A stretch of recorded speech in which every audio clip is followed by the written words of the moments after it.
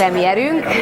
Nagyon izgalmas volt, és nagyon örülünk, hogy ilyen sikeresen sikerült az előadást ma este is előadnunk. Igazából már tegnap és tegnap előtt is volt közönségünk, de hát ma volt a premier, ugye ilyenkor izgulunk a legjobban, de nagyon-nagyon pozitívan fogadta a közönség, és mindannyian nagyon boldogok vagyunk. Ez a szerep nagyon érdekes, mert tényleg azért nehéz, mert nem egy jó színésznőt, nem egy rossz színésznőt játszok, hanem egy ilyen se nem rossz, se nem jó, ilyen teljesen közepes, és ilyen szerepeket is játszik, és hát neki a nagy álma, hogy a Júliát eljátszassa, és hát tudjuk, hogy azért ez nem egy egyszerű és könnyű szerep, és hát ilyen szempontból kicsit lubickolok is benne, de a másik része az, hogy azért nem könnyű úgy eljátszani egy színésznőt, hogy nem egy jó színésznőről beszélgetünk.